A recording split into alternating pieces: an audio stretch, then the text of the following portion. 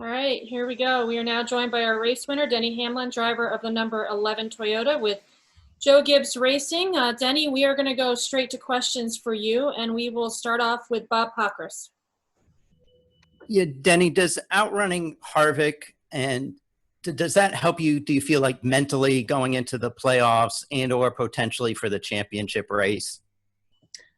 Not really. I mean, because every track is so different. I mean, you know, especially with the news of like no practice, it's like, oh boy, this season is going to come down to really a big old crapshoot at the end. To hopefully you got your car unloaded nicely, but you don't feel like you're in a one-up position, I guess you could say, by beating them. But I thought that we were in trouble. Our car didn't have the all-out speed that a couple cars did. Certainly, it looked like his had a ton of speed, but to kind of outduel him at the end, it's gratifying. But it only lasts this week. It doesn't give me any false confidence going forward. Thank you. You got it.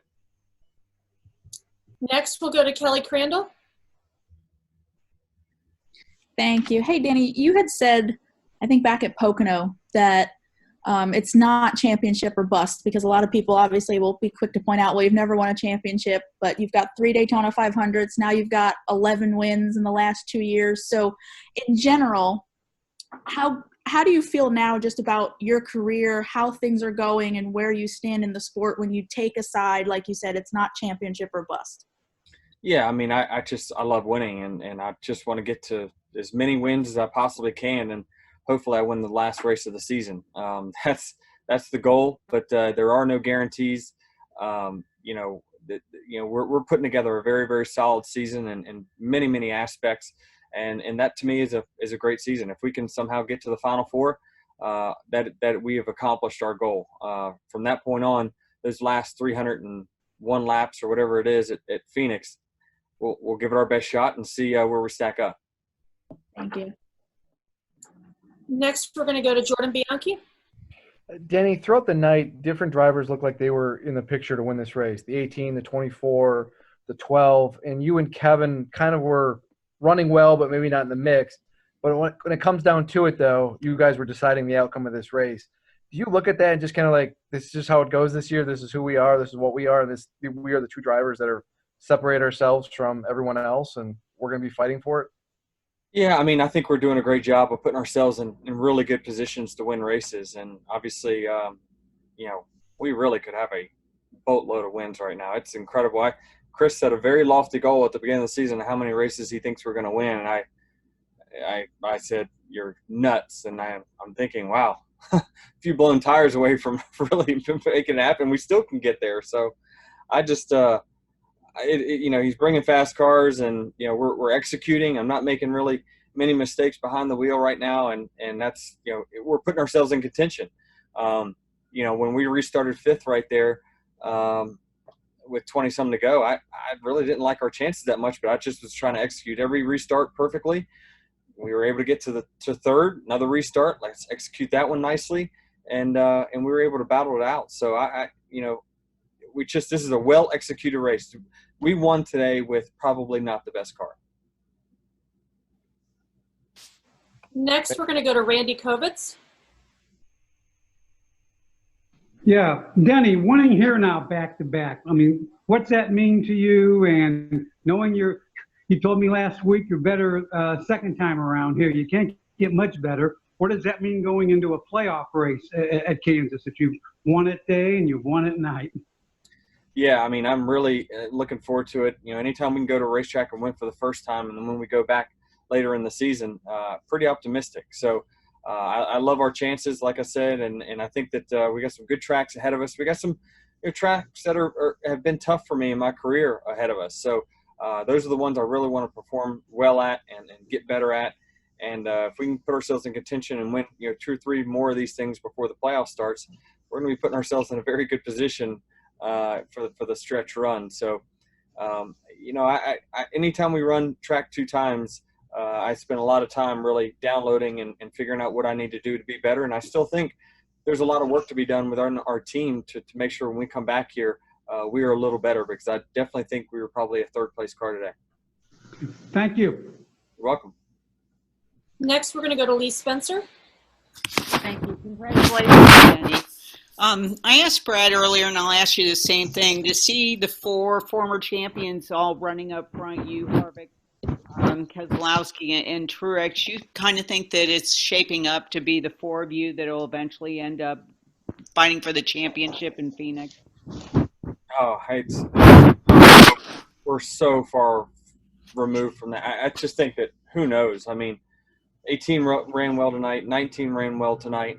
It's just, I don't know. I mean, we've been on this tire now for probably 3 of the last 4 or 5 weeks.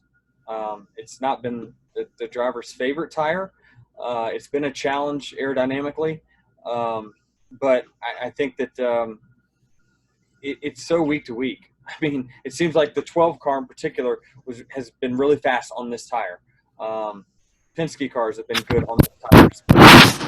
I'm optimistic that we've been, really kind of nimble and being able to be good at multiple racetracks, different tires, different aero packages from last year, and we're kind of winning at all different types of technique of racetracks. So who knows, who's going to be the final 4? I could have, in this format, who knows? I mean, we could leave a bolt loose, and start the race and be out of it in the first round. I don't know what's going to happen. I just want to win as many as I can, and I'm not thinking about championship right now. I guess under this format or what's going on with the pandemic and how we're racing everything, I'm just wondering if this doesn't lead more towards veterans to really, be the guys that finish, to be the guys that contend on a regular basis, because it's really going to take more, I think, experience than I think experience is going to win out this season, I guess is probably a better way to ask that.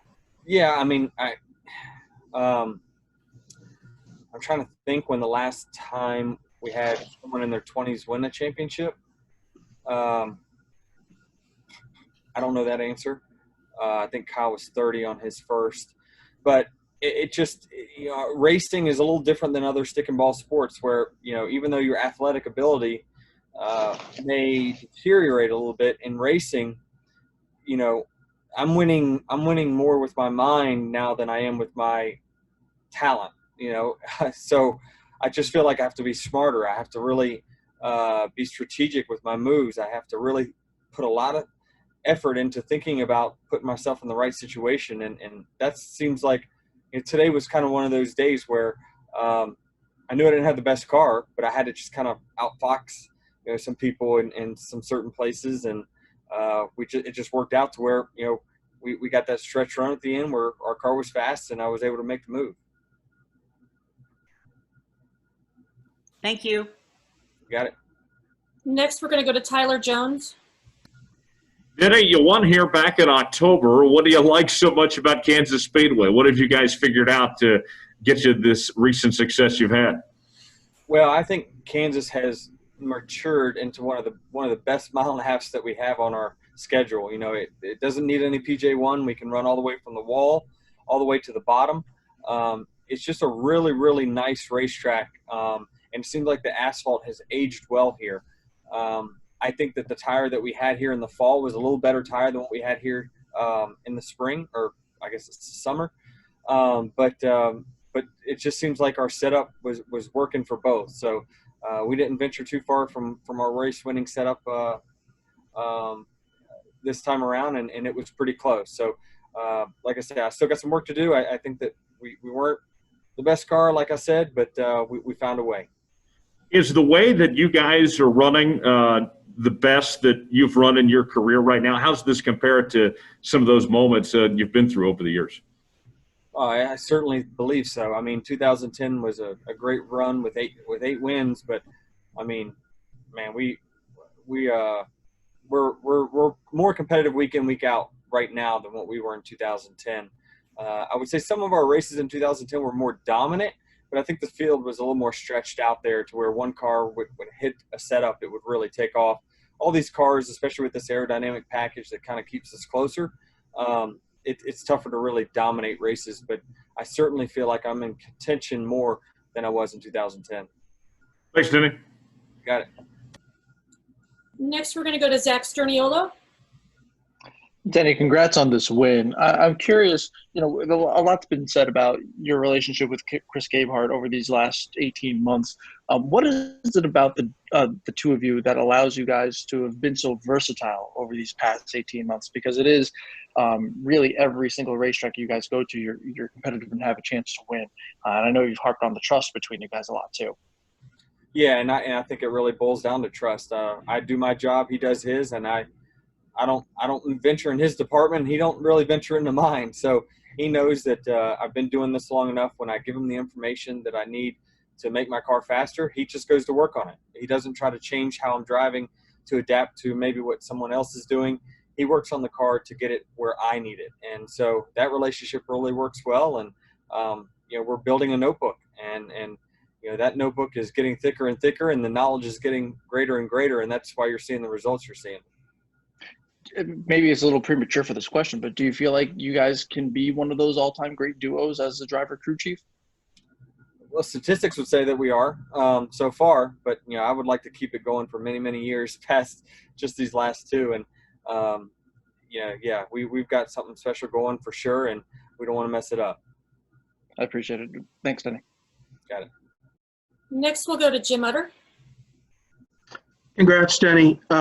A lot of times this season, it's become a Denny and Kevin Harvick show at the end. Going to New Hampshire next weekend, it was that last year where you and he raced and you led a lot of laps and came in second. Do you expect another battle with them next week and probably many more coming down the stretch? Yeah, I mean, those guys are so solid. I mean, they're going to be in the top five even on their bad days like today. You call it a bad day, he nearly won it with 10 to go or so. So he still finds a way to get to the top five. That's just a really strong race team. Him and Rodney, find a way, even on when they have about a 10th place car, they've managed to get great restarts at the end and put themselves in contention to win. So what you've seen from us in the last year with the 11 and the 4 is a lot of mutual respect, and we race each other with a lot of mutual respect, and because we know it won't be the last time. And, we've still got probably many years of battles ahead of us. And, we've been around the sport a long time, and we butted heads early in my career, but he's certainly a guy that I personally would like to model myself after. You mentioned earlier about the tire, and we've seen some things in the last couple of weeks, some strange strategy calls that people probably wouldn't think would work. How much of those decisions affected the decisions that you guys are making right now? Yeah, quite a bit. I mean, tire wear, it seems like we either have tires that kind of wear too much, like Indy, where we blew one out after 26 laps, where we have ones that don't wear at all, and you could, run about 3 races on them. So it's just, I think Goodyear's trying to get a common tire amongst all these different racetracks where, if we want to put on the best race possible, each track, needs and deserves its own particular tire to put on the best show. Being common and just having a simple, this is for all mile and a half, each mile and a half is built differently. The way the asphalt is made is different. So you need a different tire for these different types of asphalt. And I think they're just in a phase right now where they're just trying to make things more common. And it's in my opinion, it's not as good a product, simply because inside the race car, I can tell you it's much, much harder to pass than what it was last year. Thank you. Yeah. Next, we'll go to Mark Garrow.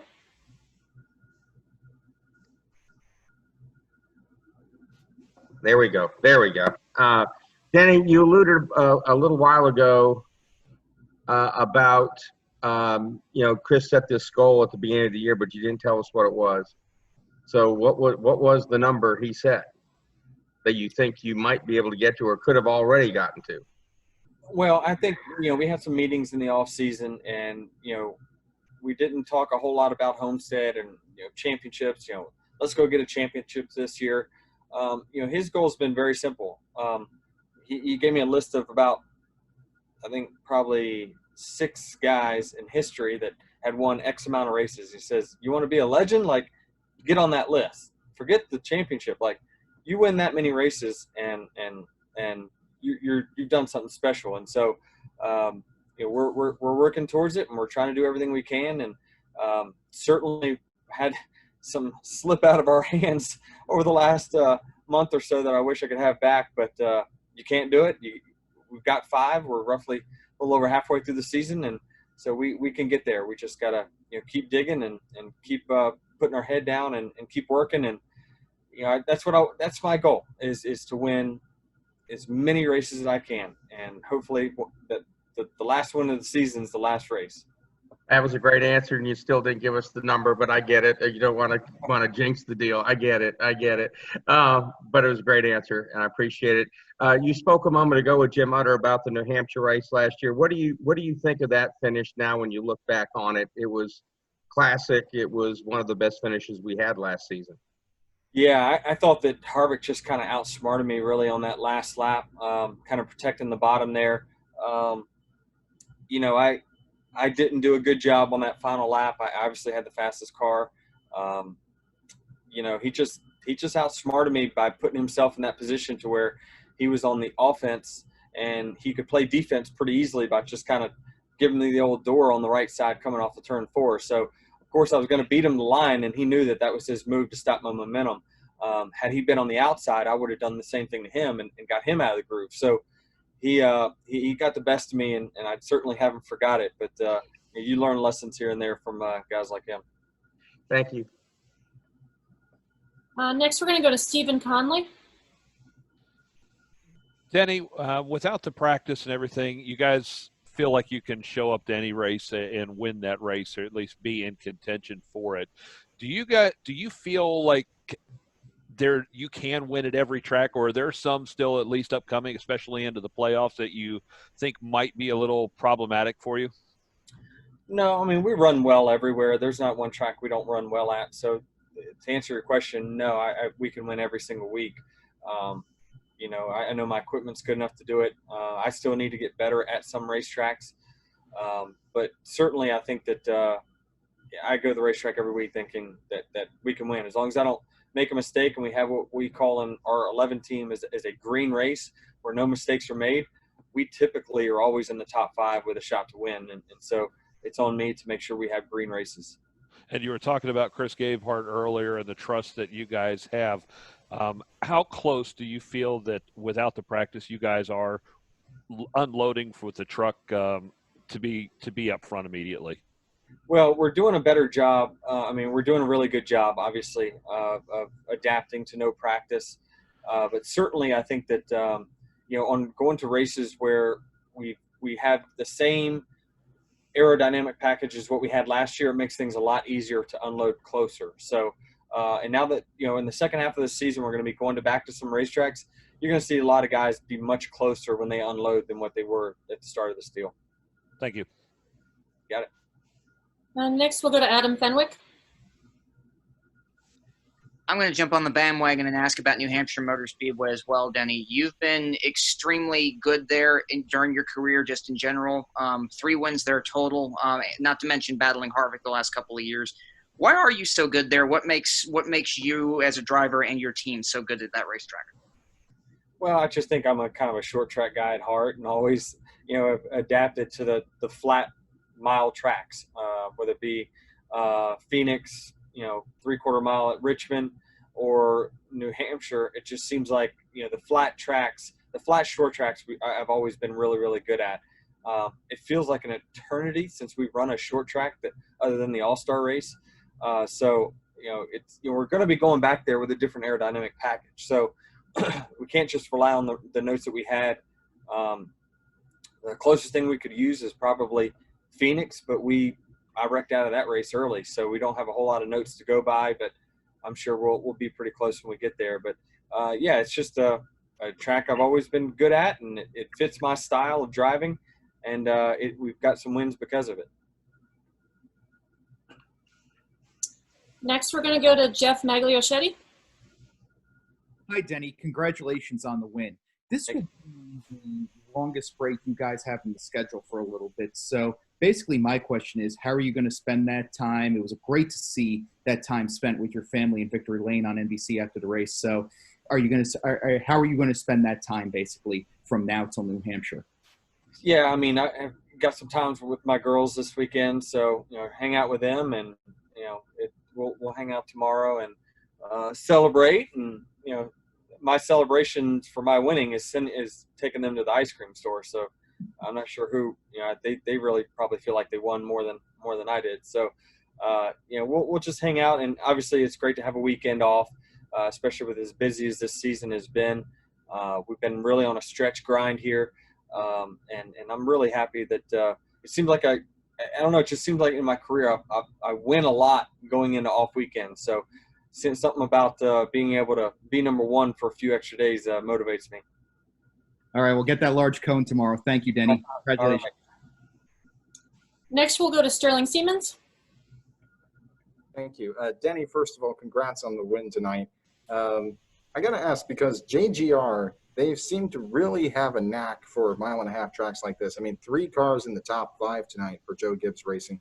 What is it that gives JGR such an advantage on tracks like this? We don't have an advantage. We just, we have great equipment and great people that work on the cars to make them fast. And so there's no given advantage. We all have to work for it.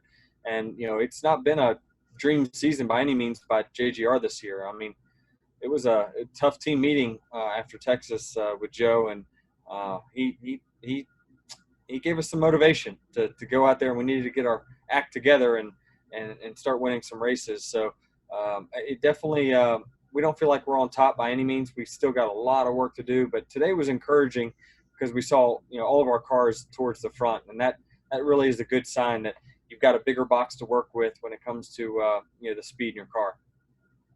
Thanks, Denny. Congrats and safe travels. All right, thank you. Next, we'll go to Steven Taranta. Denny, this is the last of the midweek races that we've been having the past couple of months, and so we've had a few races on a Wednesday night, a couple races on a Thursday night. I know in the past we've had Monday night races for one reason or another. As NASCAR looks to perhaps implement more midweek racing into future schedules, is there a particular day of the week that you prefer as far as this sort of racing is concerned, or do you think there's a place for all of them? I think there's a place for any day of the week, but one thing I noticed with the ratings is anytime we move away from a Sunday 3:30 time slot, it hurts rating because people get used to, okay, well, it's Sunday, so the race has got to be on probably 3:30 Eastern, right? But when you have a Thursday or Wednesday, we really certainly got to focus on promoting these races and getting the word out that we're on TV in the middle of the week. It's just, I don't think that there's any shortages of eyes, but I think that certainly the promotion side of things is what we really got to ramp up whenever we have a midweek race, because certainly I think people are at home. They're at home more than they are probably on a Sunday afternoon, to be honest with you. It's just we got to let them know that we're racing. Makes sense. Thank you. Yep. Next, we'll go to Ashley McCubbin. You talked about it already, and that the fact that it hasn't been that dream season, and JGR needs to keep winning some more. What do you feel is the biggest thing, though, moving forward that you need to improve upon? I think we need a little bit of speed, to be honest with you. Like on the restarts, I really had to fend off the Penske cars. They were extremely fast. I really couldn't hold a lead. Once I did get the lead on a restart, it would be about 8 laps, and then I get past. So I just feel like I need some more speed. However I can get that.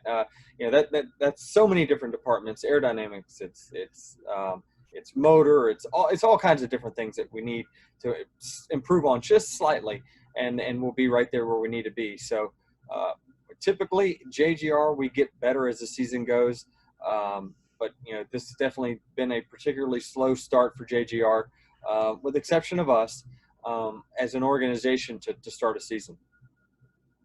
Perfect. Thank you. Thanks. And we're going to wrap up with Jonathan from the Racing Experts. Yes, Denny, just scoring 2 consecutive victories here at Kansas Speedway, just with this track and aero package combination. What do you think makes you so good at this racetrack with this package? Well, I think I've got a great setup, to be honest with you. I think Chris has found something that really worked last year with the setup of the race car, and with no practice, we didn't have a chance to screw it up. So we just kind of put it all back together, and we had some great success off the notes that we had from last fall. So, last fall's race was kind of out of the blue for me. We started 20-something. And I knew within 5 laps, I'm like, wow, this car is really, really fast. And so it handled all over the racetrack. I could move just about anywhere and be fast. So certainly I think that, we've got something we can build on. And I'm actually anxious to get my computer out and get to work on downloading, Kansas here and figuring out how it can be better when I come back. Thank you, Denny. Thanks. All right, Denny. Well, thanks for joining us. Congratulations, and enjoy that ice cream this weekend. All right. Thank you.